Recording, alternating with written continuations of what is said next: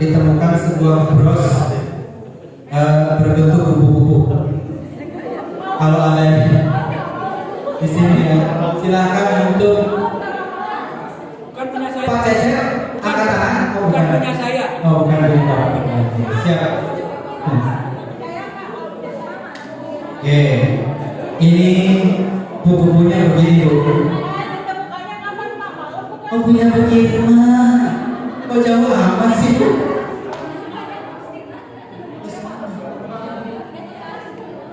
Itu cuma bros. Coba kalau hati yang hilang. Pak Kiai, ini mana direktur dan TVM-nya?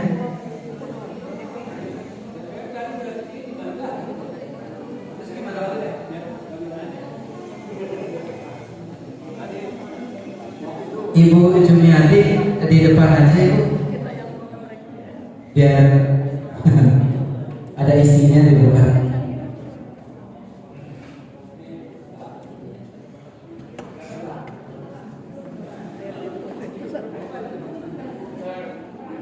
Sure, ya.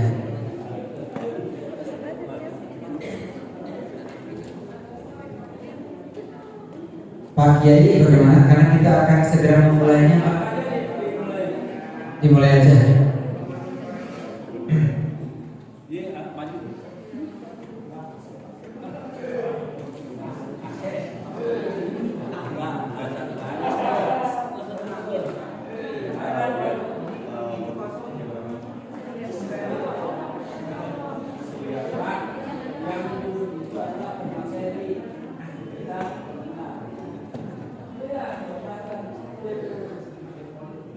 Ya teman-teman, kapan lagi ngerasain duduk di atas? Ayo, ya, ya, nah.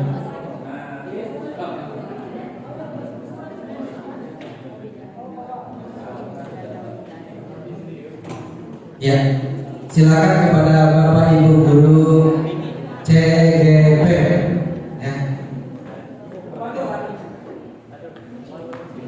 CGP ya. Calon guru penggerak, bukan pendiam. Oke,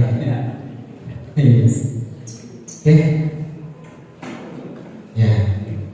Karena hari ini MC-nya Bapak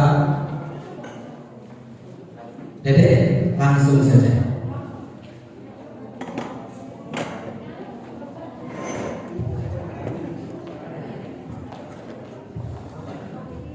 Baik, Assalamualaikum warahmatullahi wabarakatuh. Rabbi sehari santri pada sehari amri walaupun datang merisani yang belum baru. Pertama-tama mari kita panjatkan puji serta syukur kehadiran Allah Subhanahu wa taala karena atas rahmat dan hidayahnya alhamdulillah hari ini kita bisa berkumpul dan berjumpa di tempat yang insya Allah penuh dengan barokah ini. Salawat serta salam semoga tercurah limpah kepada Nabi besar Muhammad Sallallahu Alaihi Wasallam. Yang terhormat Bapak Personalia Pak Haji Cecep, yang saya hormati tim penjamin mutu yang diwakili oleh Bu Jumiati dan Pak Budi, dan yang terhormat Bapak Ibu Kepala Sekolah baik dari unit TK, SD dan SMP, dan tak lupa yang saya hormati dan saya banggakan Bapak Ibu guru hebat, guru dari unit TK, SD dan SMP yang mudah-mudahan selalu dalam lindungan Allah Subhanahu wa taala. Amin ya Allah ya Rabbal alamin.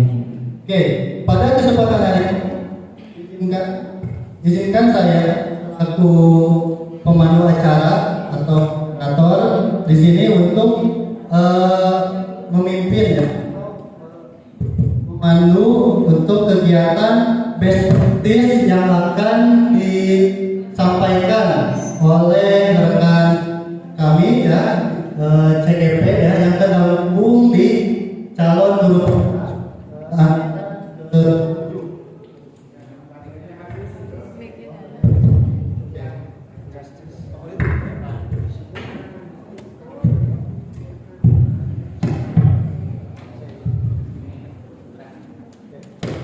Baik,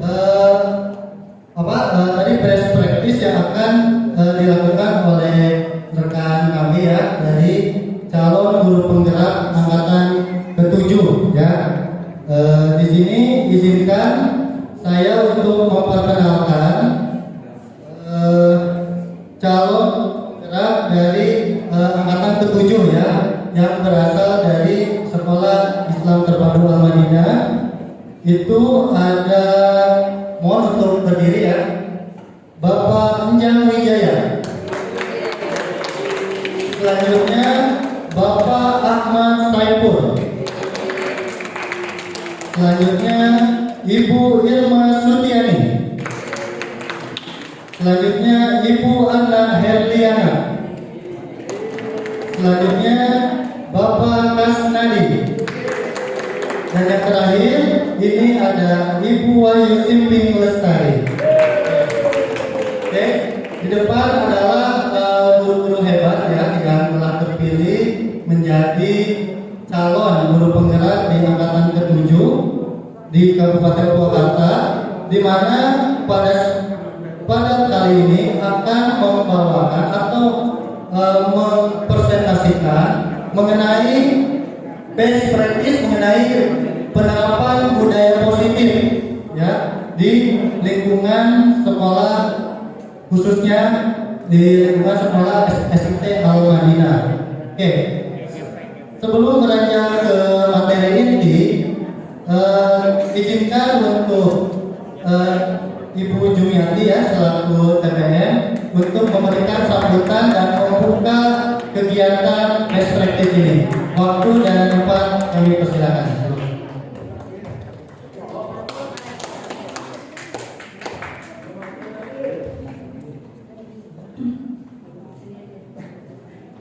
Terima kasih Pak Dede. Bismillahirrahmanirrahim. Assalamualaikum warahmatullahi wabarakatuh. Yang saya hormati perhiasan diwakili oleh Bapak Haji Cecep, yang saya hormati Pak Budi, Bapak Ibu kepala sekolah barangkali yang hadir, dan seluruh Bapak Ibu guru yang di depan, Bapak Ibu guru hebat, dan semua insya Allah menjadi hebat nanti ke depannya. Ya, puji syukur kita haturkan kepada kehadiran Allah Subhanahu wa Ta'ala yang senantiasa melimpahkan rahmat kepada kita semuanya, dan sholawat serta salam kita haturkan kepada junjungan kita Nabi besar Muhammad SAW. Baik Bapak Ibu sekalian, kali ini kita semua sudah tahu pada saat ini pembelajaran kita sudah mulai dengan guru-guru yang disebut guru penggerak ya, CBG calon guru penggerak. Dan kita semuanya dalam hal ini diartikan, kalau selama ini saya amati, sebenarnya yang kita lakukan sekarang ini sudah ada dari dulu. Sudah ada dari dulu, bahkan pada saat kurikulum 13 itu sudah ada. Tapi saat itu pergerakannya masih lambat, gitu ya. Nah, oleh Pak Nadiem sekarang ini digebrak supaya kita memang benar-benar bergerak untuk berubah, gitu ya. Jadi sekarang saya merasakan dan melihat teman-teman kita ini sangat luar biasa, dan mari kita benar-benar wujudkan. Ini adalah impian yang kalau kita bisa mewujudkan, kita akan nanti hasilnya akan mengunduh nanti, dan Bapak Ibu akan merasa sangat bangga ya, karena selama ini sebenarnya sudah, tapi itu tadi yang saya katakan, belum pergerakannya belum seberapa. Jadi hasil dari output dari anak-anak kita juga mungkin belum terlalu terlihat. Tapi nanti jika Bapak dan Ibu guru serius lagi, bergerak lebih lagi sesuai dengan arahan-arahan yang sudah diciptakan oleh pemerintah. Dalam hal ini tentu saja Pak Nadiem yang sangat luar biasa ya, untuk selalu mengupgrade ilmu-ilmu untuk para guru di negara kita. Dan Bapak Ibu jangan pernah mengeluh, Jangan pernah merasa aduh kok begini, nggak usah jalani dengan semangat ya, sepenuh hati. Saya yakin tidak akan pernah rugi dan ilmu itu akan dipakai sampai kapanpun untuk anak-anak sampai dunia akhirat nanti. Amin. Insya Allah ya. Dan itu Bapak Ibu, mari kita support bersama, kita semangat bersama. Walaupun saya juga sedikit sekali kalau saya hanya bisa baca-baca, tapi Bapak Ibu guru akan memahami karena akan pelatihan dan terus ya. Ilmu insya Allah selalu bertambah. Dan selamat semuanya. Sekaligus kita buka ya Pak ya. Oke, untuk kali ini untuk pelaksanaan pelatihan calon guru penggerak, kita nyatakan kita buka dengan baca basmalah. Bismillahirrahmanirrahim. Terima kasih. Assalamualaikum warahmatullahi wabarakatuh.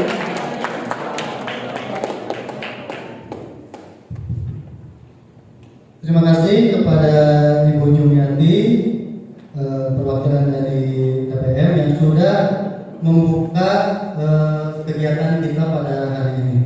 Oke, mungkin langsung saja, tapi sebelumnya saya ada jargon sedikit ya untuk guru penggerak. Guru penggerak belajar, bergerak, berbagi. Oke, kita sama-sama. Iya, guru penggerak. Sekali lagi ya, guru penggerak. Oke, tepuk tangan. Oke, baik, langsung saja Bapak Ibu semuanya, kita tampilkan untuk pemateri kita yang pertama. Itu ada Ibu Wahyu Simping Lestari yang akan memaparkan mengenai disiplin positif dan nilai-nilai kebajikan. Waktu dan tempat kami persilakan. Ya, terima kasih Pak Dede atas waktunya. Assalamualaikum warahmatullahi wabarakatuh.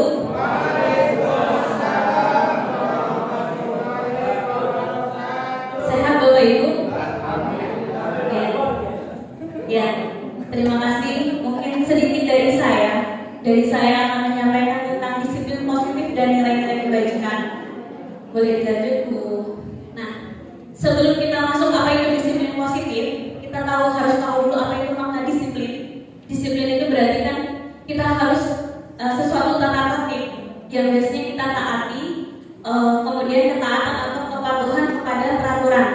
Nah, kalau untuk yang biasa kita pahami bahwa taat terhadap peraturan itu sesuatu yang dilakukan oleh diri sendiri. Tapi kalau kita tidak bisa melakukan sendiri, kita butuh orang lain untuk mentaati itu. Ya, seperti halnya anak-anak sekolah kita harus kita harus beritahu mereka bagaimana mereka harus mentaati peraturan seperti itu. Lanjut Bu. Nah, di sini Ki Hajar Dewantara menyatakan bahwa di mana ada kemerdekaan, disitulah harus ada disiplin yang kuat. Sungguh pun disiplin itu bersifat self-disiplin, yaitu kita sendiri yang mewajibkan kita dengan sekeras-kerasnya. Tetapi itu sama saja, sebab jikalau kita tidak cukup melakukan self-disiplin, kita membutuhkan wajiblah penguasa lain mendisiplinkan kita. Seperti yang tadi saya bilang, kalau kita tidak bisa mendisiplinkan diri sendiri, orang lain yang akan mendisiplinkan kita, atau kita butuh orang lain untuk mendisiplinkan kita.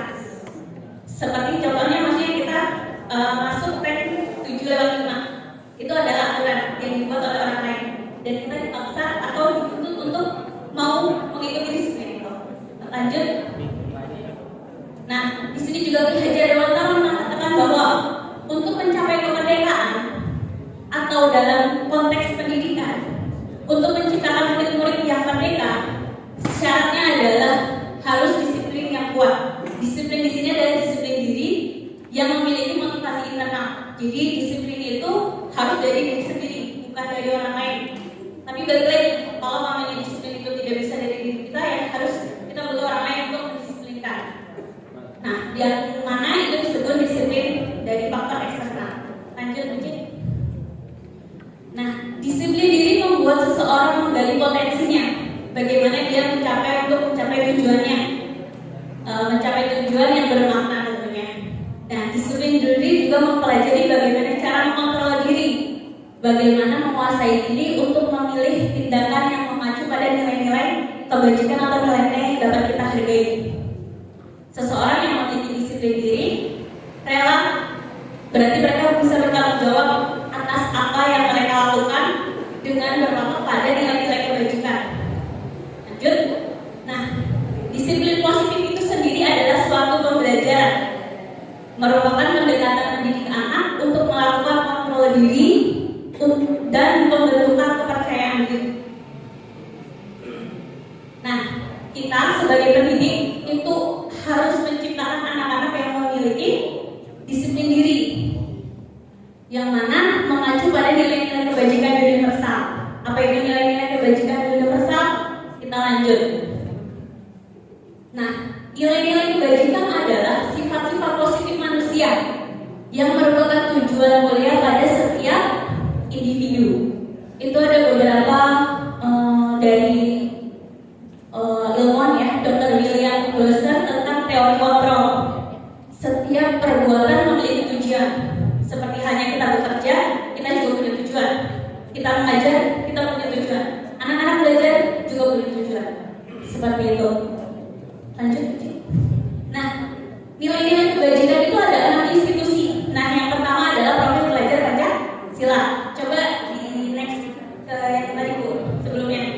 Nah, saya mau tanya nih, Bapak Ibu hafal profil pelajar Pancasila? Belum? Belum. Ada yang mungkin tahu yang pertama apa?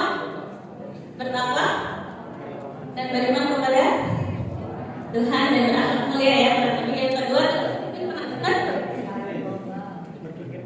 berpikir kritis, berkepentingan global, mandiri, kreatif, bergotong royong. Ya, puji tolong. Nah, beriman bertakwa kepada Tuhan Yang Maha Esa, berakhlak mulia, mandiri, berpikir kritis, berkepentingan global, bergotong royong dan kreatif.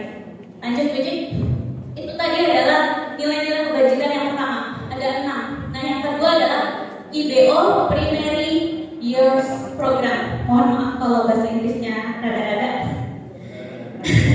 Nah, ini adalah sikap murid. Jadi disiplin positif itu tadi dikatakan harus berpacu kepada nilai-nilai kebajikan. Nah, anak-anak tentunya tahu bahwa nilai-nilai kebajikan ini adalah, oh ini loh profil pelajar Pancasila. Kemudian toleransi, rasa hormat, integritas, mandiri, dan lain sebagainya. Kurang lebih seperti itu. Lanjut. Nah, yang ketiga adalah 9 pilar karakter. Itu cinta kepada Tuhan dan segenap ciptaannya. Nah, Bapak Ibu bisa baca sendiri ya, karena banyak. Tapi kurang lebihnya sebenarnya sudah tercakup di profil pelajar ya. Kurang lebih juga sebenarnya kita benar kata Bujung tadi, apa yang ada di kurikulum penggerak sebenarnya kurang lebih kita sudah, hanya saja mungkin istilah-istilahnya yang berbeda seperti itu. Dan mungkin juga kita dituntut untuk lebih banyak bergerak dan mau bertindak. Lanjut. Nah, yang keempat adalah petunjuk seumur hidup dan keterampilan hidup. Keterampilan hidup dapat dipercaya, lurus hati, pendengar yang aktif, tidak merendahkan orang lain, memberikan yang terbaik dari diri. Mungkin itu ya. Petunjuk diri juga banyak. Peduli, penalaran, kerjasama, keberanian, keinginan, usaha dan lain sebagainya. Next. The 7 essential virtues. Empati, suara hati, kontrol diri, rasa hormat, kebaikan, toleransi dan keadilan. Nah, itu yang kelima. Yang terakhir. Yang terakhir adalah, nah ini banyak proyek nilai-nilai kebajikan. Jadi kalau di situ ada peduli, rajin, integritas, rasa hormat, mencakup semuanya tadi ya. Kurang lebih sama Bapak Ibu. Jadi disiplin positif itu harus kita tanamkan kepada anak-anak. Dimulai dari mereka juga harus tahu nilai-nilai kebajikan itu apa aja.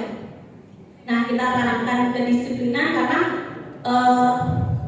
kita tidak bisa, kalau kata Ki Hajar Dewantara, kita tidak akan bisa menciptakan pembelajaran yang merdeka jika tidak ada kedisiplinan yang kuat dari dalam diri.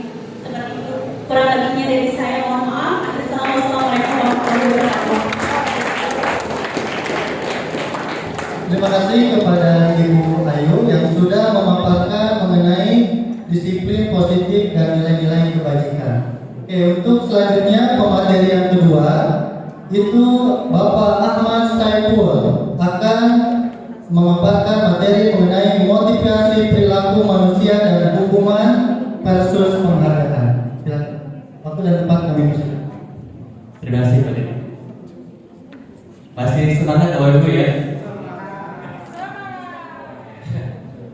Ada untuk semangat dulu Bapak Ibu.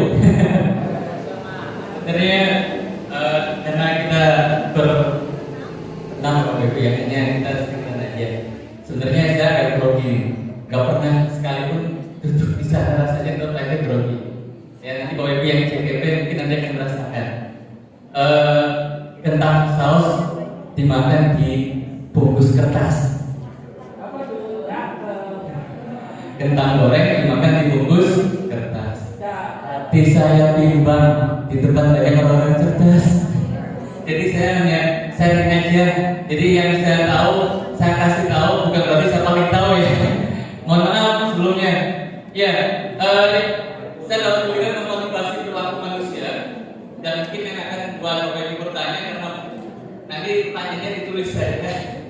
Mungkin terkait dengan hukuman versus penghargaan. Yang mungkin selama kalau kita biasa kasih penghargaan pada sesuatu biasa, di sini dicoba di luar paradigmanya berbeda. Mungkin next door.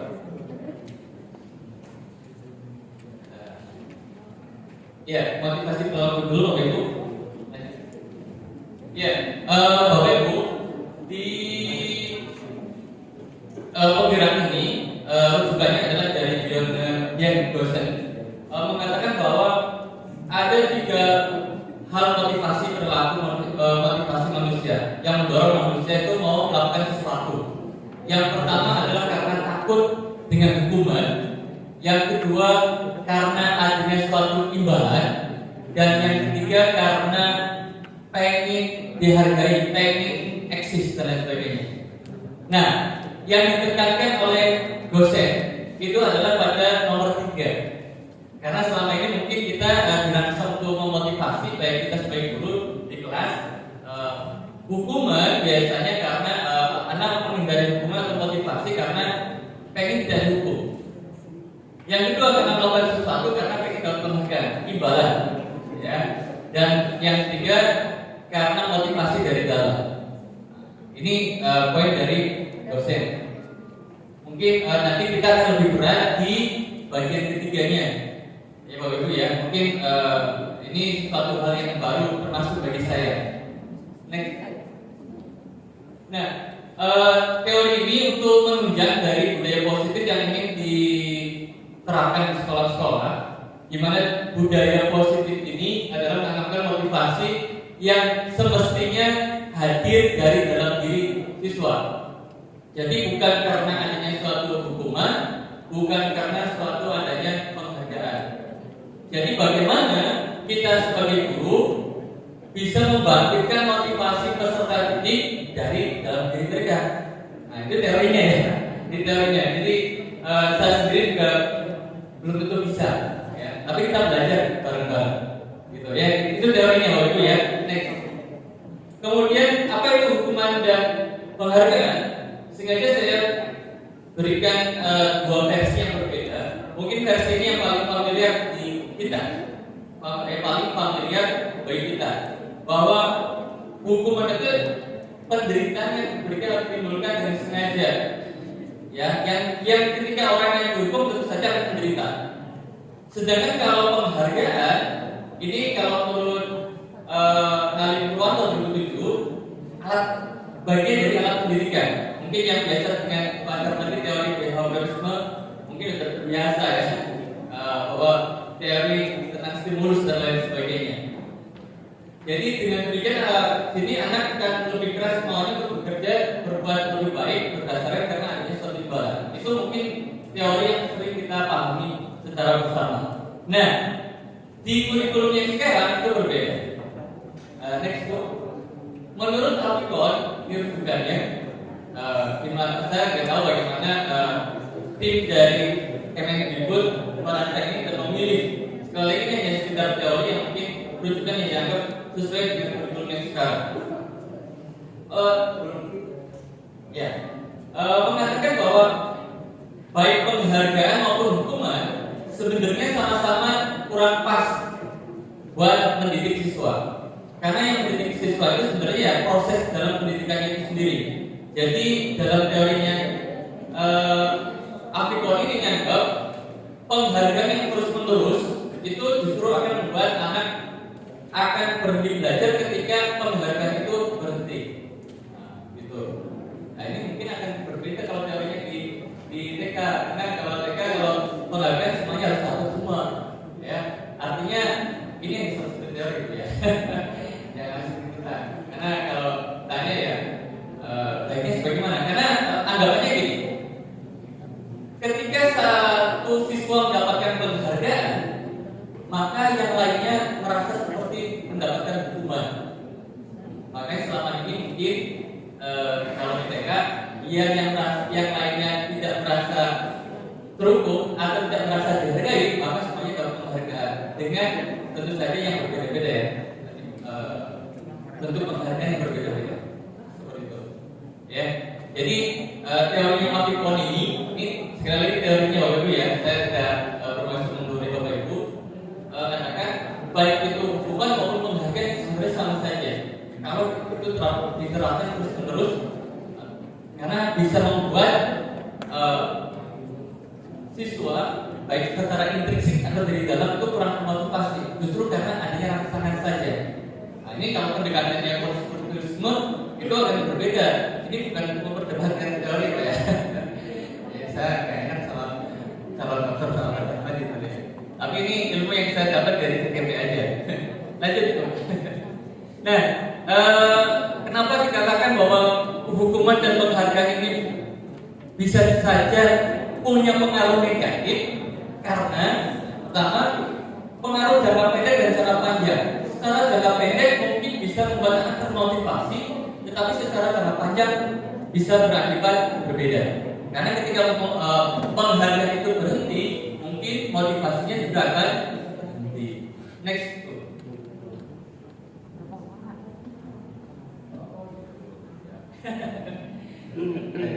Kemudian penghargaan itu dikatakan tidak efektif.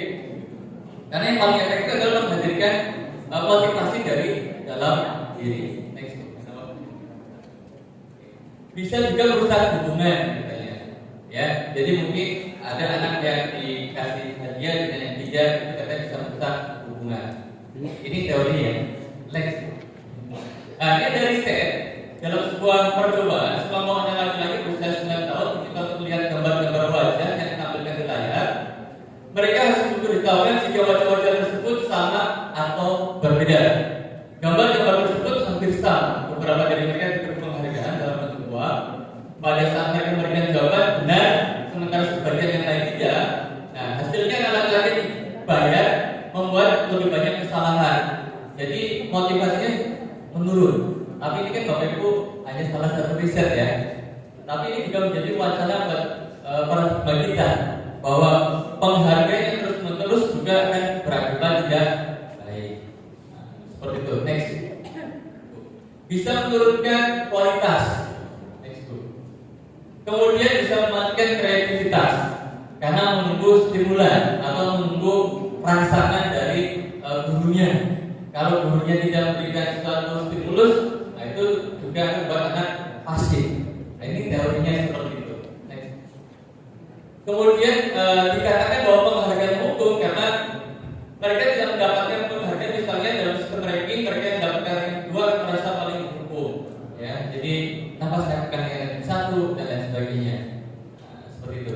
Jadi ini suatu paradigma yang mungkin sangat baru. Ya, kalau kita belajar tentang dasar-dasar teori pendekatan pendidikan tadi dari behaviorisme ke konstruktivisme mesti agak puyeng ya Bapak Ibu ya. Next. Nah, kemudian yang baik adalah motivasi dari dalam diri sendiri.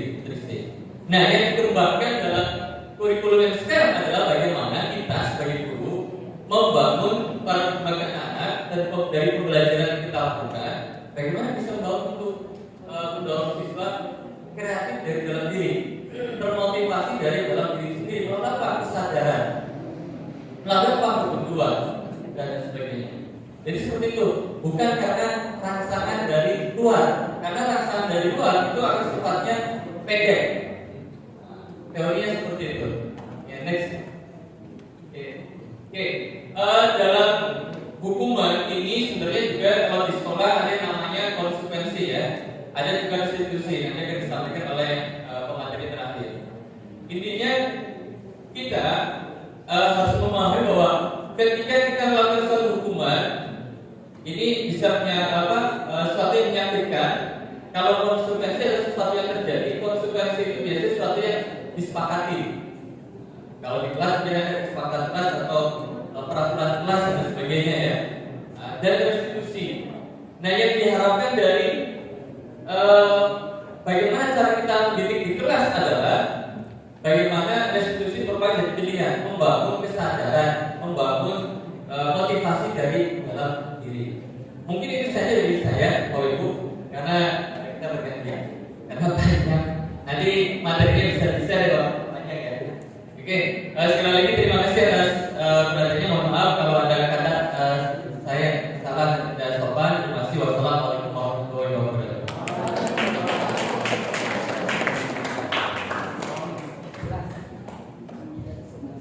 Terima kasih Bapak Man Saiful yang telah memaparkan materi kedua.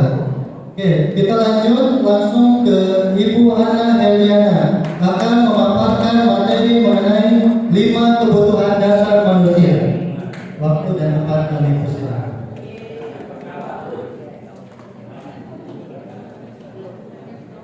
Baik Bapak Ibu, Assalamualaikum warahmatullahi wabarakatuh. Ya, mudah-mudahan Bapak Ibu semua tetap semangat ya mengikuti pengimbasan ini hingga akhir nanti. Baik Bapak dan Ibu semua, di sini saya akan menjelaskan tentang kebutuhan dasar manusia. Dilanjut, Bu Cik? Iya, kebutuhan dasar manusia itu sendiri adalah segala sesuatu yang memang dibutuhkan oleh manusia demi mempertahankan kehidupannya. Jadi kebutuhan fisiologis, kebutuhan psikologis itu harus seimbang sehingga kehidupan manusia bisa berjalan sebagaimana mestinya. Nah, di sini saya mengambil piramida dari Abraham Maslow. Nah, Maslow ini membuat piramida segitiga seperti ini, namanya adalah hierarchy of needs. Di sini ada 5 kebutuhan yang memang harus dipenuhi oleh manusia itu sendiri. Dari mulai kebutuhan yang paling bawah, yaitu kebutuhan fisiologi atau bertahan untuk hidup, sampai nanti akhirnya manusia bisa mencapai kebutuhan yang paling tinggi, yaitu aktualisasi diri. Nah, di sini kebutuhan yang pertama dan kedua itu adalah kebutuhan dasar. Kemudian kebutuhan yang ketiga dan keempat itu kebutuhan psikologi. Yang paling atas adalah kebutuhan pemenuhan diri. Saya akan jelaskan satu persatu. Dari mulai dilanjut, Bu Cika. Ya, dari mulai kebutuhan bertahan hidup. Di sini manusia pastinya membutuhkan yang namanya makan, minum, kemudian juga pakaian, tempat tinggal, itu pasti harus terpenuhi. Artinya kebutuhan ini tidak bisa dihindari atau tidak bisa diabaikan.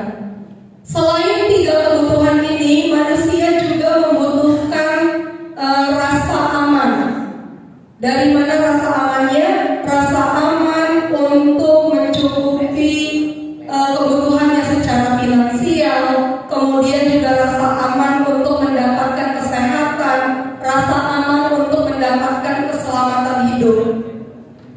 Karena manusia itu sendiri ketika dia beranjak dewasa, manusia pastinya akan berusaha untuk mencari pekerjaan. Dia berusaha untuk mendapatkan penghasilan demi mempertahankan hidupnya. Kemudian juga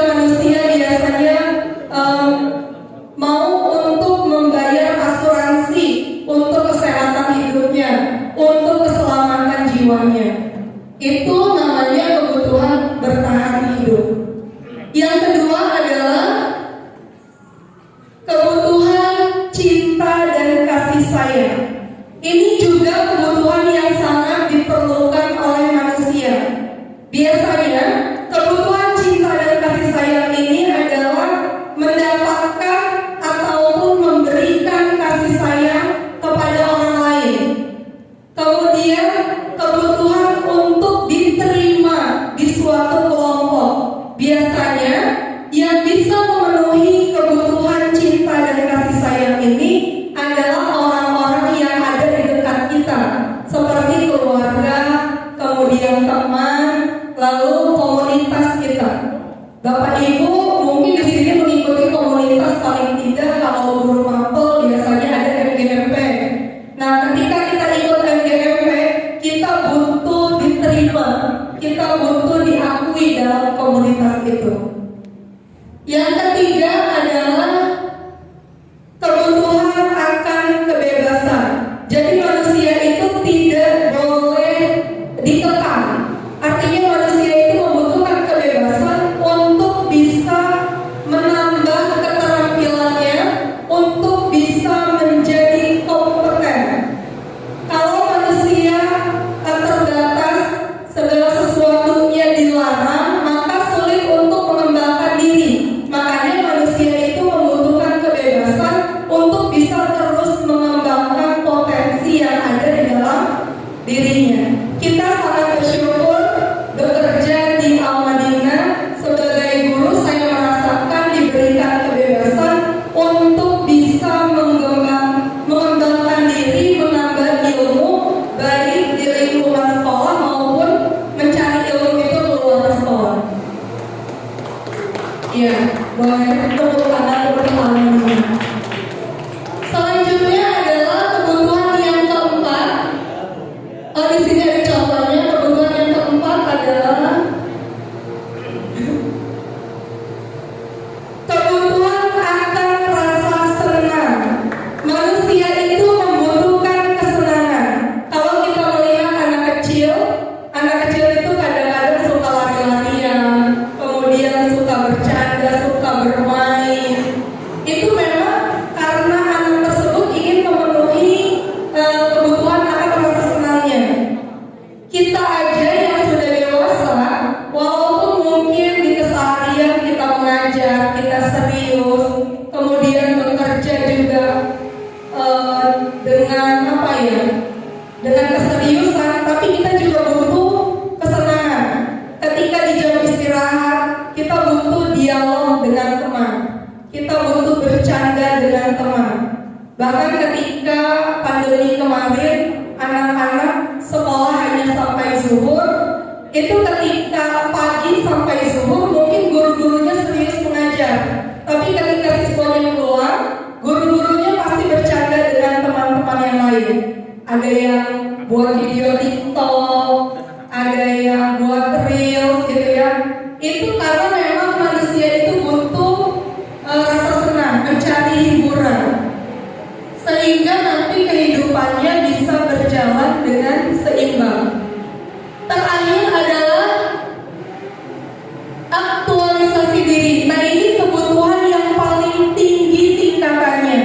Ketika manusia sudah bisa memenuhi 4 kebutuhan sebelumnya, maka manusia akan mencoba untuk memenuhi kebutuhan yang terakhir ini. Nah, kebutuhan yang pertama sampai kebutuhan yang keempat itu biasanya dicapai karena manusia merasa kekurangan. Contoh, manusia kurang hiburan, maka dia akan mencari. Manusia merasa lapar, maka dia akan makan. Itu bisa terpenuhi karena memang adanya rasa kurang. Tapi kalau untuk kebutuhan aktualisasi diri,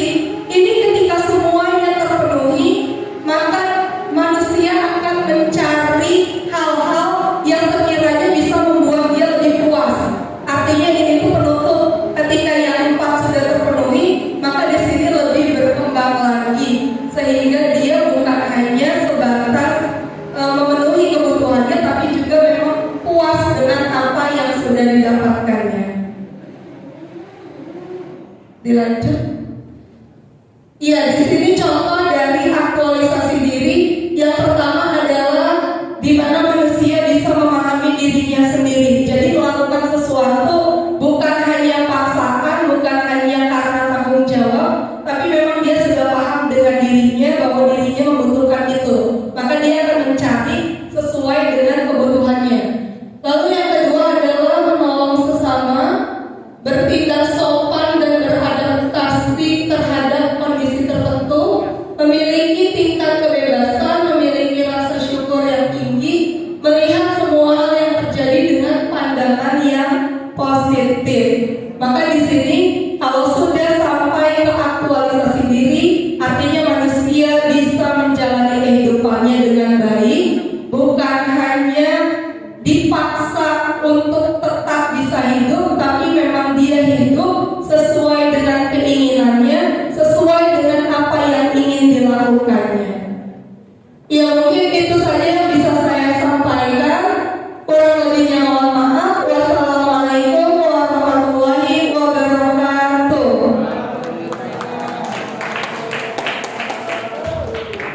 Terima kasih kepada Ibu Hana Heriana yang sudah memaparkan materi ketiga mengenai 5 kebutuhan dasar manusia. Oke, untuk menambah semangat kita sebelum ke materi yang keempat, mungkin kita tepuk semangat dulu ya Bapak Ibu semua. Nanti tepuk semangat.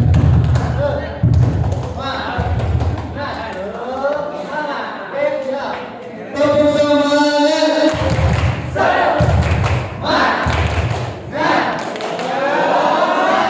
Oke, terima kasih. Tepuk tangan. Oke, kita lanjut ke materi yang keempat. Itu akan disampaikan oleh Bapak Kasnadi mengenai 5 posisi kontrol. Oke, waktu dan tempat kami persilakan. Baik, bismillahirrahmanirrahim. Assalamualaikum warahmatullahi wabarakatuh. Aduh Bapak Ibu, saya grogi sekali ini. Insyaallah. Baik, Bapak Ibu, di sini saya akan menjelaskan 5 posisi kontrol. Ini hasil riset dari Diana Gosen yang mencari seperti apa wujud disiplin itu, ya. Setelah dikelompokkan, ternyata ada 5 posisi kontrol guru saat menghadapi masalah dari siswanya. Oke, yang pertama itu ada posisi penghukum, kemudian pembuat rasa bersalah, kemudian ada yang menjadi teman, ada yang menjadi pemantau, dan ada yang menjadi manajer. Ya. Berikutnya juga, nah ini salah satu contoh posisi kontrol guru, terutama ini saya masa lalu ya. Jadi di posisi penghukum, hukuman itu kan sifatnya menyakiti, ya, baik secara verbal ataupun fisik, dan biasanya hukuman itu tidak sesuai dengan kesalahannya, misalnya terlambat disuruh push up gitu. Nah, itu ya. Ciri-ciri posisi hukum itu biasanya gurunya juga bernada tinggi, yang marah-marah. Kamu datang terlambat, nunjuk-nunjuk begitu ya. Itu posisi kontrol penghukum. Kemudian posisi kontrol guru berikutnya yaitu pembuat rasa bersalah. Dia tidak marah-marah, dia juga tidak bersuara keras, tapi menggunakan keheningan dan menggunakan kata-kata yang menyakitkan, menyentuh hatinya. Kamu itu gimana sih? Udah berkali-kali loh Bapak peringatkan. Ini terlambat lagi. Kamu tuh nanti gak kasihan sama Bapak ya, gimana sih? Nah itu kayak gitu, membuat anak itu jadi rasa, aduh iya ya Pak, maafkan saya jadi bersalah gitu ya. Ini posisi kontrol guru yang kedua. Posisi kontrol yang ketiga, ada guru yang menjadi teman. Nah ini sudah mulai beralih dari yang negatif ke yang lebih baik ya. Mungkin saat guru mendapati seorang anak yang terlambat, datang cukup datang, gurunya bilang, bro, mana aja baru datang ini? Waduh, kamu terlambat lagi. Nah, di sini siswa tidak merasa tersakiti. Di sini siswa merasa nyaman walaupun dia menyadari bahwa dia telah melakukan kesalahan.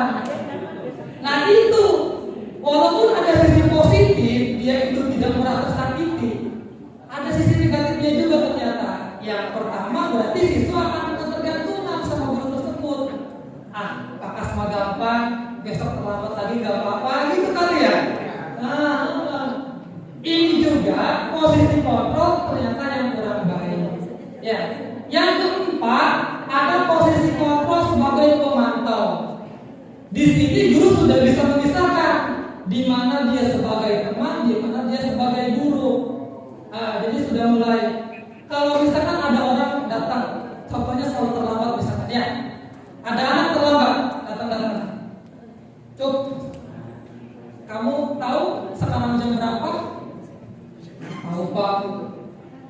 Jam 7:05. Berarti terlambat ya?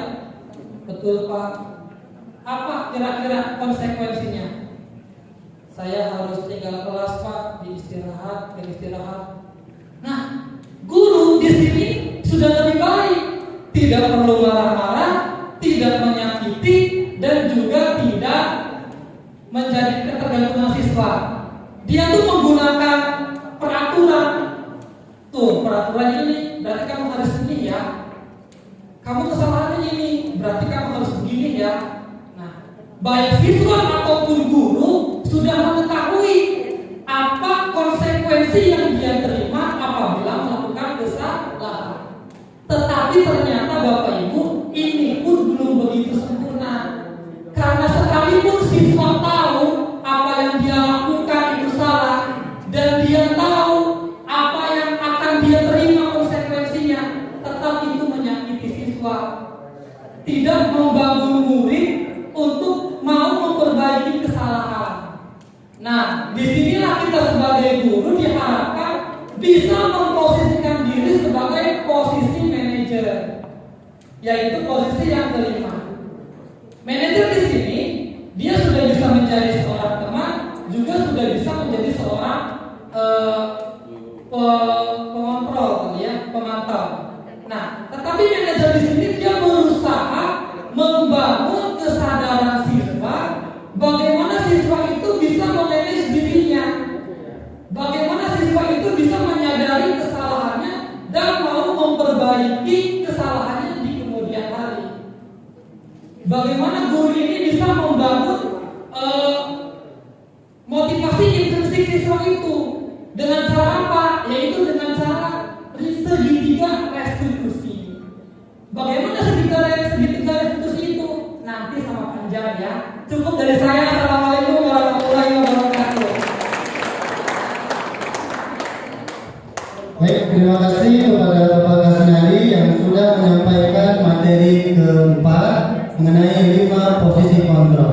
Oke, selanjutnya untuk pemateri yang kelima kita panggil Ibu Irma Sutiani akan memaparkan materi mengenai keyakinan kelas. Waktu dan tempat kami persilakan.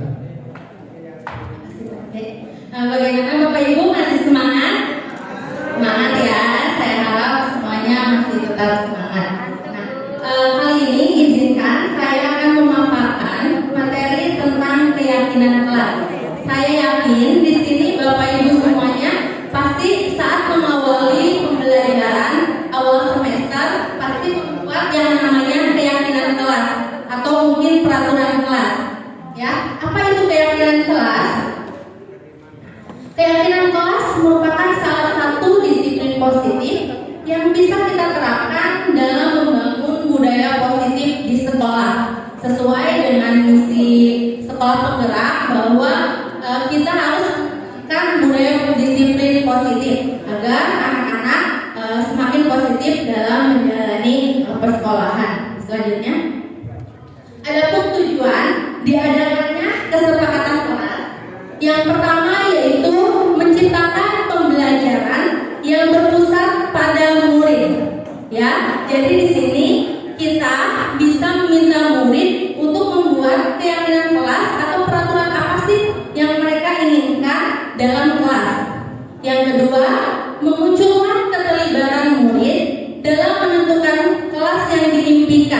sehingga murid lebih bertanggung jawab akan keputusan yang mereka buat bersama-sama. Insya Allah, karena keputusan atau kesepakatan mereka buat sendiri, jadi mereka akan mengikuti atau peraturan-peraturan akan mereka laksanakan karena kesepakatan mereka buat sendiri. Selanjutnya, menumbuhkan komunikasi efektif antara murid dan guru.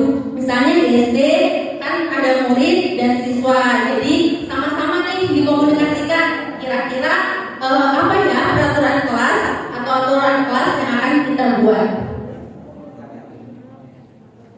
Oke, apa sih bedanya antara keyakinan kelas dengan peraturan?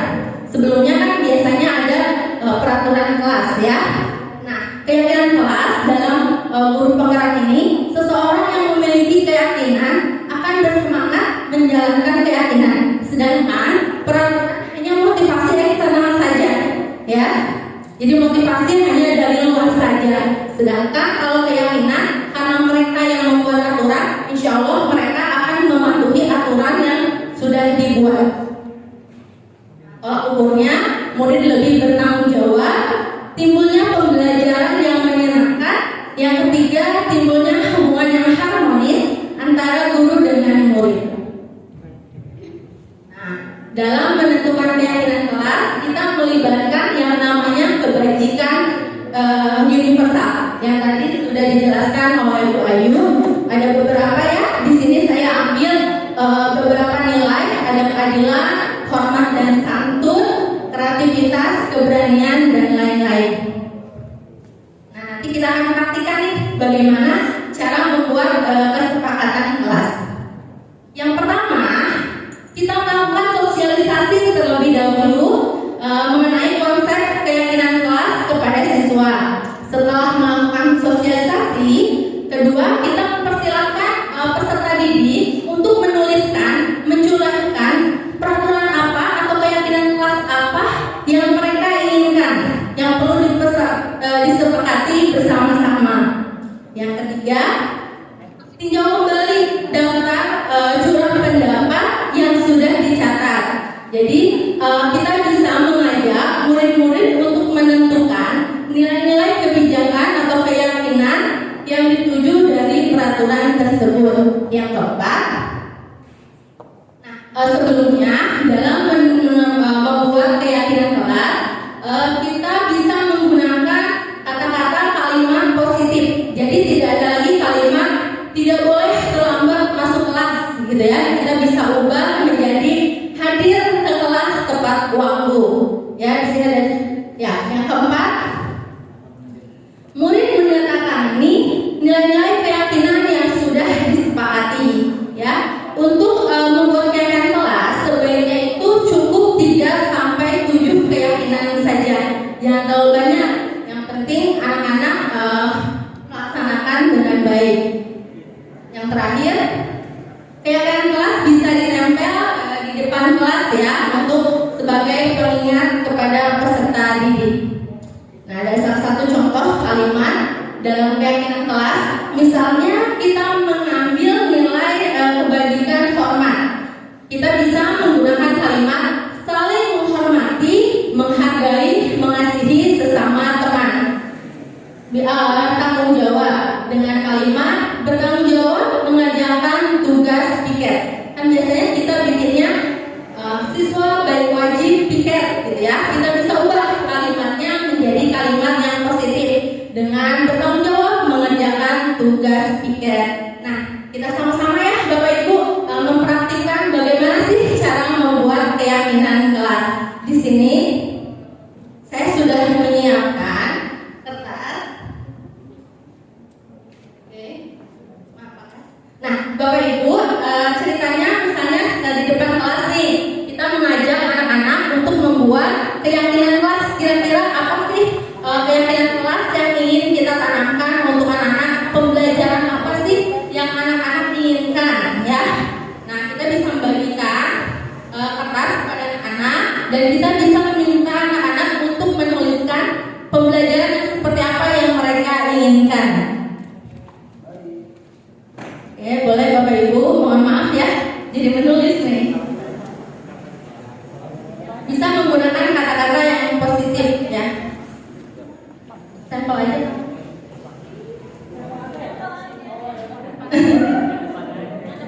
Nah, ceritanya udah nih selesai dibagikan ya. Nah, bagi yang sudah, nanti kita bisa meminta peserta didik untuk maju ke depan kelas, menempelkan keyakinan kelas yang mereka inginkan. Ya, bagi yang sudah menulis, Bapak Ibu boleh ditempelkan di depan.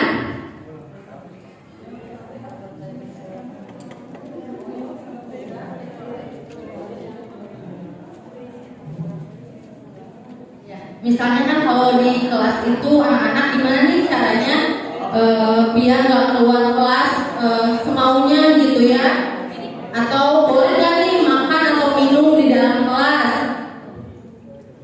Nah, kita sepakati nih bareng-bareng bersama anak-anak. Jadi bukan kita yang mengatur anak-anak, tapi kita berdiskusi dengan anak-anak ya.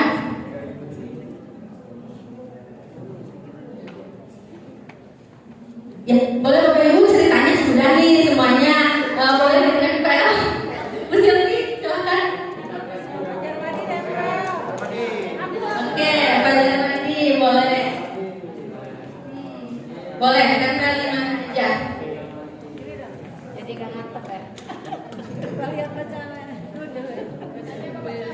Oke, ada saling menghargai dan membantu sama teman, mengikuti pembelajaran tepat waktu, yang habis menerangkan materi. Setelah habis menerangkan materi harus ada games. Nah, ceritanya udah banyak nih. Nah, nanti kalau semua siswa sudah maju ke depan, menuliskan keinginan pembelajaran apa yang mereka harapkan, kita klarifikasikan. Jadi mana yang termasuk misalnya ke dalam tanggung jawab, bisa kita kelompokkan ya.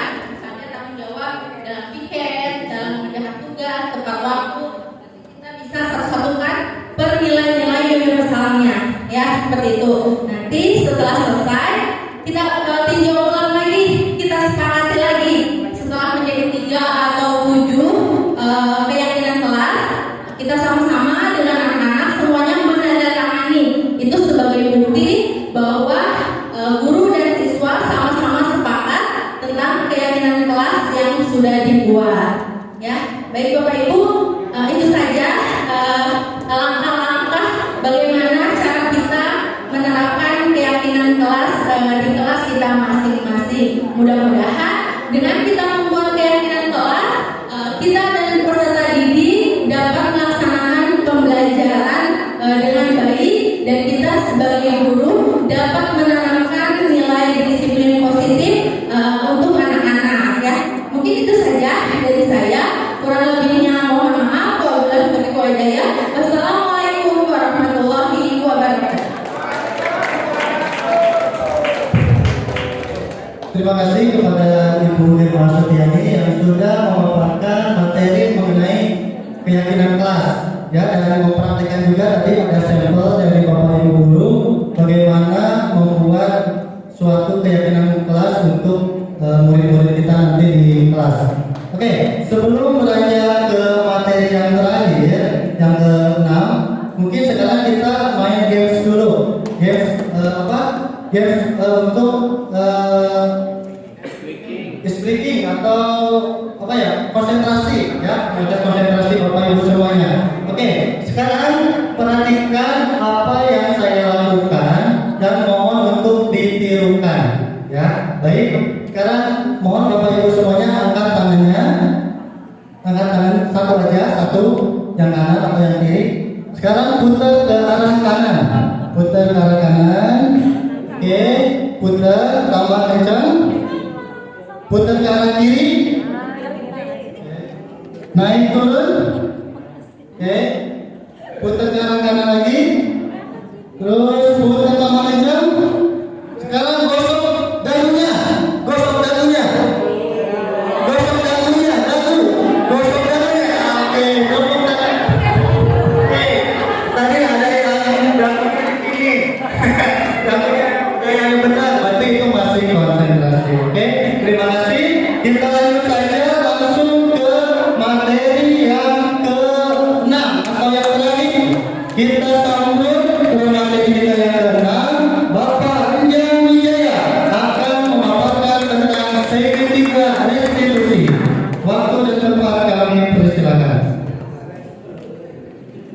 kasih Pak Dede. Izin Pak Cecep, Pak Yas, Pak Supri, ya, enggak Bujung dan teman-teman CGP lainnya. Assalamualaikum warahmatullahi wabarakatuh. Ibu-ibu tolong jawab. Bapak-bapak diam dulu. Jawabannya udah saya kasih tahu. Jawab dengan kata siap. Bisa? Contoh. Ibu-ibu siap pulang? Siap. Gampang kan? Nah, jawab pertanyaan saya dengan kata siap itu. Ibu-ibu siap pulang? Siap. Siap kaya raya? Siap. Siap naik gaji? Siap. Siap punya anak lagi? Siap. Siap dipoligami? Siap. Katanya siap tadi. Bapak-bapak siap pulang? Siap. Siap kaya raya? Oke. Siap beli expander? Oke. Siap punya istri lagi? Oke, kita lanjutkan ya. Terima kasih atas jawabannya. Saya mau tanya, judul materi kita apa? Siapa yang masih ingat? Budaya positif. Judul budaya positif. Terima kasih Bapak Carmadi alias Mr. Cak. Untuk menciptakan budaya positif di sekolah, apa yang harus kita lakukan? Siapa? Siapa yang kelas? Disiplin positif. Disiplin positif itu apa? Ya, disiplin positif apa? Apakah itu yang ada hukuman-hukumannya? Apa? Hah? Disiplin positif adalah motivasi yang tumbuh dari dalam. Caranya gimana untuk menemukan motivasi positif itu? Datang tepat waktu itu ada hasilnya. Gimana caranya? Tadi yang disebutkan sama Pak Ida gimana? Tadi disebutkan Pak Ida dengan keyakinan kelas. Pagi-pagi saya seperti biasa, ya, turun dari angkot, seberang depan Wisudaya Bogor, jalan sedikit, biasanya langsung sampai ke sekolah, tapi tiba-tiba saya dipanggil sama teman saya, "Jom, sini dulu." Wah, kata saya, jadi pada ngapain? Kok belum pada masuk? Udah lu sini aja. Hampir setengah teman saya, teman sekelas di kelas 3 ada di situ. Mayoritas cowok, cewek sekitar 3 sampai 4. Di sana ternyata sudah ada teman saya yang bawa mobil hijau lumayan mewah pada zaman itu, ya. Mau kemana? Tadi yang disampaikan oleh Bu Ana, mau mencari atau memenuhi kebutuhan dasar atau kebutuhan pokok manusia. Apa? Ternyata, iya, kesana. Saya dibawa kemana? Ke puncak. Karena mobil cuma satu, maka dibuatlah skenario. Apa? Pinjam mobil salah satu teman lagi. Caranya gimana? Katanya kita mau kerja kelompok. Jadi katanya kata-kata kerja kelompok itu sering dijadikan dalih sejak zaman Majapahit dulu untuk kita bolos. Besoknya apa yang terjadi? Dikumpulkan di lapangan basket, ngapain kita? Hukuman. Hukumannya apa? Keliling lapangan sebanyak 20 kali. Apa posisi kontrol guru di situ? Sebagai penghukum. Apakah penghukum atau penghukum itu disarankan di materi ini? Tidak. Apa yang harus kita lakukan? Dengan apa? Oke, Bu. Ini dia segitiga restitusi. Namanya segitiga berarti langkahnya ada berapa? Yang pertama apa? Menstabilkan identitas. Yang kedua validasi tindakan yang salah. Kemudian menanyakan keyakinan. Tapi apa itu segitiga restitusi? diskusi adalah suatu proses dialog yang dijalankan oleh guru atau orang tua akan dapat menghasilkan murid yang mandiri dan bertanggung. Kata kuncinya yang saya merahkan apa? Satu, dialog. Kalau dialog itu guru ngomong, apa murid ngomong? Dua-duanya. Ya. Kemudian dilakukan oleh guru atau berarti orang tua juga harus tahu, ya, gitu. Agar anak-anak memiliki kemandirian dan rasa tanggung jawab. Kok kemandirian dan rasa tanggung jawab? Kenapa? Kemandirian berhubungan dengan kemerdekaan. Menurut keyakinan kelas, dengan memiliki itu maka anak-anak menjadi anak yang mandiri, yang merdeka. Bagaimana caranya? Kita lihat next book. Ya. Menstabilkan identitas itu apa sih? Lanjut Bu. Bertujuan untuk mengubah identitas anak dari orang yang gagal menjadi sukses. Gagalnya dalam hal apa? Gagalnya dalam hal apa? Tadi perilaku manusia didorong oleh apa? Kebutuhan dasar. Dia sedang gagal dalam memenuhi kebutuhan dasar. Begitu. Balik lagi situ. Ya. Kemudian lanjut. Validasi tindakan yang salah. Validasi itu artinya apa? Udah validasi nih. Udah. Ya. Kita ingin apa? Kita lihat mendalami alasan tujuan maksud murid melakukan tindakan pelanggaran ini. Ini ada apa sih? Ya. Lanjut. Terakhir.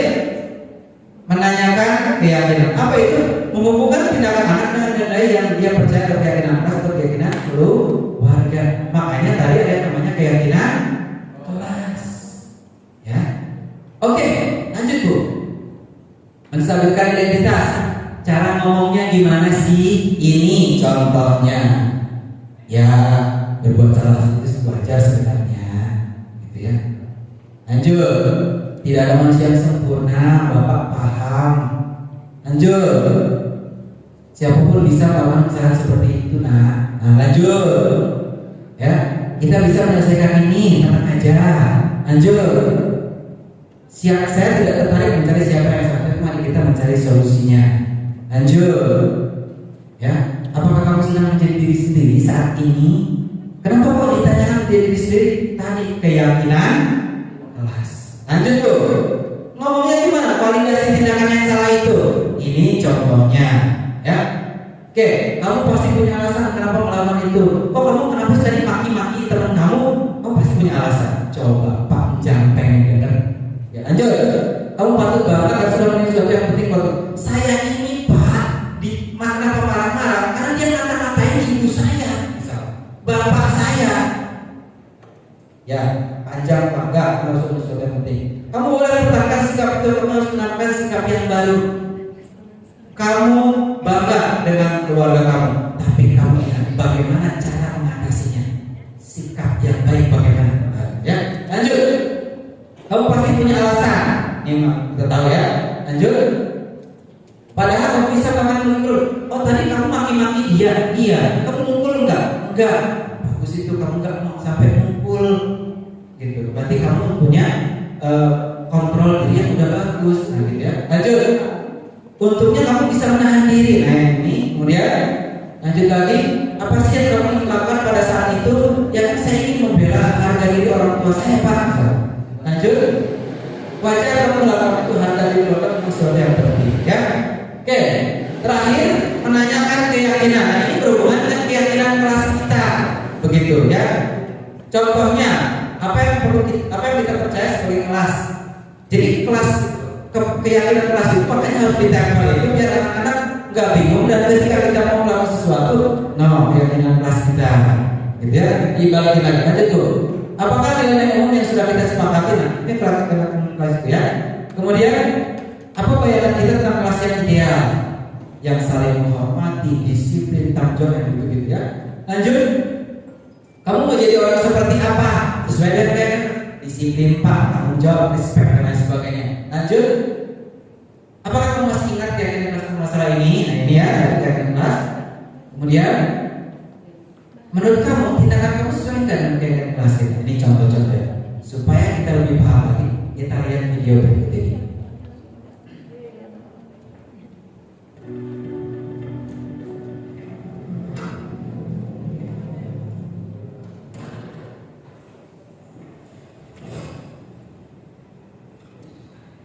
Siang sana. Siang Pak. Sudah lama nggak ketemu Sarah? Kenapa hadir ada di sini? Kesel Pak, kesel banget. Masa aku dikatain tukang fitnah Pak? Ya aku marah lah. Aku gak dikatain mereka di depan kelas. Kesel banget. Oh begitu. Ya pasti kamu marah dan kesal. Bapak juga akan marah apabila ada yang menuduh Bapak seperti itu. Kemudian pada saat itu kamu mau melakukan apa? Ya saya harus ngatain mereka lah Pak. Kesel banget. Saya bentak-bentak dia depan teman-teman lain. Oh begitu. Pasti kamu melakukan seperti itu karena suatu alasan tertentu kan? Iya lah, masa saya diam saja Pak? Ya saya bela diri lah. Masa saya dituduh tukang fitnah? Ya wajar. Mempertahankan harga diri itu sesuatu yang penting buat kamu. Untung kamu tidak bertindak lebih gegabah lagi, hanya membentak-bentak. Iya Pak. Untung saya masih bersabar dan hanya membentak saja. Sudah gemes padahal, saya pasti bela diri lah. Ya pasti ya. Tapi kamu memilih untuk tetap bertahan dan bersabar. Kamu memilih untuk tidak berbuat lebih parah lagi. Iya. Nah, sekarang coba kita lihat lagi tindakan kamu yang bentak-bentak Eka di kelas. Tindakan kamu itu kira-kira sesuai dengan keyakinan kelas atau prinsip kamu tidak? Enggak lah Pak.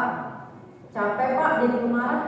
Jadi keyakinan atau prinsip mana yang kurang sesuai dengan keinginan kamu? Ya, saya sebenarnya sangat menghargai orang lain. Mungkin saat itu saya menjadi emosi, jadi tidak menunjukkan sikap itu. Kamu meyakini tidak menghargai orang lain itu penting buat kamu? Yakinlah Pak. Iya, setuju. Kita harus saling menghargai.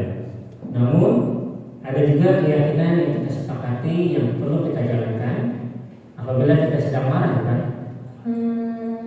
Ya, saya bisa lebih proaktif, mulai dengan diri sendiri. Saya bisa jadi lebih bersabar, mengambil waktu jeda untuk berpikir mau apa selanjutnya. Kira-kira kamu bersedia memperbaiki masalah ini tidak? Bersedia Pak. Kalau kamu memperbaiki masalah ini, kamu akan menjadi orang seperti apa? Saya akan menjadi orang yang bertanggung jawab kali ya Pak. Dan senantiasa proaktif. Iya, menurut kamu bagaimana rasanya menjadi orang seperti itu? Ya nyaman lah, bangga bisa bersabar dan menahan diri. Baiklah kalau begitu. Yuk kita pikirkan bagaimana memperbaiki masalah ini. Pertanyaan terakhir. Ketiga restitusi digunakan untuk apa? Segitiga restitusi digunakan untuk apa? Atau ketika ada apa? Ketika ada berupa pelak ya. Bila itu berbeda. Assalamualaikum warahmatullahi wabarakatuh.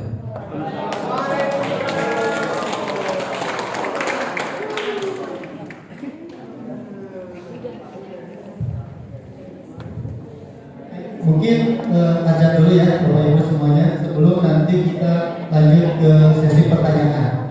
Ya. Mungkin kita batasi ada 3 pertanyaan saja.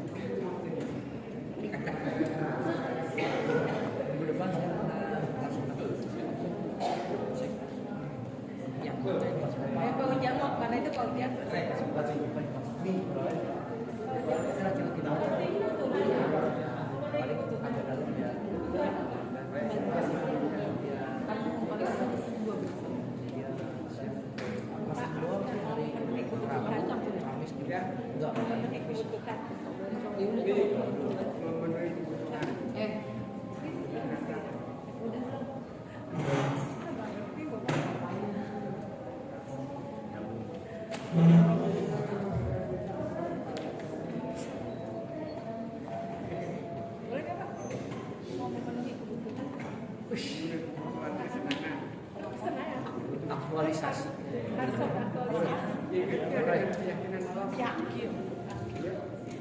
Jadi bagaimana solusinya?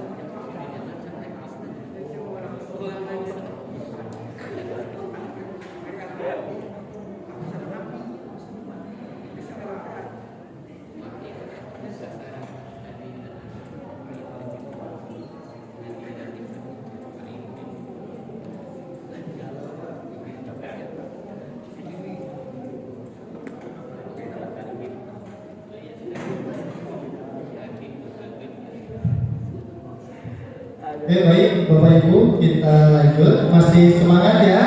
Oke. Terima kasih, kita kasih aplaus dulu untuk para pemateri ya. Kita pada sore hari ini. Mungkin langsung saja kita buka sesi pertanyaan untuk 3 pertanyaan saja. Baik, silakan. Mau dari Bapak terlebih dahulu atau Ibu terlebih dahulu? Boleh? Acungkan tangan. Silakan Pak. Ya. Silakan Pak, saya menanyakan pertanyaannya nggak susah ya. Pilihan ganda. Bismillahirrahmanirrahim. Assalamualaikum warahmatullahi wabarakatuh. Waalaikumsalam. Panjang dan calon berupa kata tujuh saya hormati kelas sekolah. Ini panjang menggelitik lah, ini luar biasa materinya yang panjang. Panjang dong terakhir sampai. Ya, berkaitan dengan restitusi. Terkait dengan restitusi, bagaimana caranya kan menciptakan kondisi bagi murid untuk memperbaiki kan kesalahannya. Bagaimana pola pikir guru dengan siswa yang harus satu sama lain mempengaruhi, kan begitu.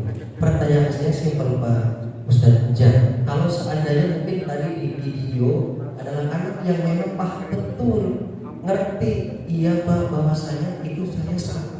Tapi bagaimana kalau itu anak, Pak saya benar, dia yang salah. Apa yang saya lakukan salah, apa yang saya lakukan benar.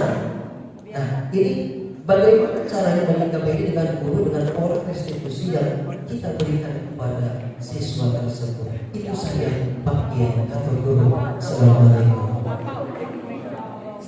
Waalaikumsalam warahmatullahi wabarakatuh. Pertanyaannya luar biasa ya. Ini Mau langsung dijawab atau kamu dulu? jawab dulu aja ya. Takut lupa. Baik, mungkin pertanyaan dari Pak Sofian mungkin akan langsung dijawab oleh Bapak Jan. Ya, mungkin nanti teman-teman yang lain akan ini ya. Karena kan ini sebenarnya kita semua mendapat materinya. Gitu. Ini pertanyaan pernah ditanyakan sama fasilitator Pak. Ya, sama fasilitator. Bukan saya sih yang nanya gitu ya. Ini kan yang tadi contoh ini kan cuma satu orang. Ya, artinya dia kan berkonflik dengan orang lain kan. Nah, ini hanya satu pihak. Kalau nanti kita ada anak berkonflik dengan anak yang lain, maka satu-satu kita ajak bicara. Kemudian dua-duanya kita ajak bicara, begitu ya. Dan intinya adalah, jadi sebelum ini benar-benar kita laksanakan, yang paling penting itu adalah kita tadi buat dulu keyakinan kelasnya, ya. Ingat keyakinan kelas ini berarti kita mau ngapain dan sebagainya. Sekarang saya di kelas selalu nanya ke wali kelas apa keyakinan kelasnya masing-masing. Kenapa? Karena setiap kali saya mengajar, saya saya tekankan itu keyakinan kelas mereka. Contoh di kelasnya Bu Hani. Di kelasnya Bu Hani itu keyakinan kelasnya adalah Dita dan Sophie menghormati dan menghargai kebersihan. Biar gampang, disiplin, tanggung jawab, sopan, peduli, menghormati, menghargai. Harus seperti itu. Di awal kamu udah begitu atau belum? Kamu yakin nggak dengan seperti ini? Gitu. Jadi dan keyakinan kelas ini kenapa harus seperti itu? Karena harus ada evaluasi setiap minggu, sebulan dan sebagainya. Anak-anak ini benar-benar udah paham belum? Udah menghayati belum? Ya keyakinan kelasnya. Insya Allah tadi yang ditanyakan Pak Asep akan lambat tahun ya anak-anak mau iya. Ini kan yang diyakini bersama di kelas. Saya harus disiplin, saling menghormati dan lain sebagainya. Begitu ya. Jadi insya Allah ya Pak Kiai ya itu akan kalau keyakinan kelas itu sudah betul-betul kita pahami bersama-sama, kita guru semua anak-anak itu akan lebih mudah lagi mencari solusi. Mungkin teman-teman yang ada yang menambahkan Pak Ibu, Pak Kasnadi, Bu Irma, Bu Ana, Bu cukup. Lanjut Pak. Terima kasih atas pertanyaannya dan jawabannya panjang. Oke, mungkin lanjut ke pertanyaan kedua dari ibu-ibunya mungkin. Ya, kelihatannya udah cukup puas Pak. Anda puas, kami lemas Pak. Ya. Baik, mungkin kalau sudah cukup karena sudah jam pulang juga, mungkin kita langsung tutup saja ya, panjang. Kita kasih aplaus sekali lagi untuk keluarga kita pada sore ini. Oke, baik, saya rangkum untuk kegiatan hari ini. Intinya kita sebagai pendidik mungkin apalagi di era pendidikan di abad 21 ini harus mempunyai kompetensi. Itu pun bagi saya ya pribadi. Yang pertama yaitu mampu menerapkan pembelajaran yang berpusat pada murid. Yang kedua memiliki kemampuan untuk fokus pada tujuan. Yang ketiga memiliki kompetensi untuk bisa menggerakkan orang lain dan kelompok. Selanjutnya memiliki daya juang atau resiliensi yang tinggi. Selanjutnya memiliki kompetensi kepemimpinan dan bertindak mandiri. Lalu kompetensi memiliki kemampuan untuk belajar hal baru, terbuka pada umpan balik dan terus memperbaiki diri. Lalu selanjutnya memiliki kemampuan berkomunikasi dengan efektif dan memiliki pengalaman mengembangkan orang lain. Lalu yang terakhir memiliki kedewasaan emosi dan berperilaku sesuai kode etik. Mungkin adalah kompetensi yang harus kita miliki di pembelajaran abad 21 ini. Oke, mungkin itu saja ya Bapak Ibu semuanya. Terima kasih atas kehadiran Bapak Ibu semuanya. Semoga apa yang telah diberikan atau dipaparkan oleh pemateri kita bisa bermanfaat dan bisa kita kembangkan di sekolah kita masing-masing kepada murid-murid kita di sekolah. Oke, dan saya harapkan juga selamat kepada calon CGP angkatan 8 ya, baik dari unit SD dan TK ya, yang belum. Semoga sekolah kita dengan semakin banyaknya CGP dan guru bisa menambah kualitas serta karakter siswa kita lebih kuat dengan karakter profil pelajar banyak. Oke, Pak Dede, punten kita foto bersama dulu ya. Oh, baik, Bapak Ibu, sebelum ditutup mungkin nanti kita setelah itu kita foto bersama dulu di depan ya. Oke, baik, wabillahi taufiq wal hidayah.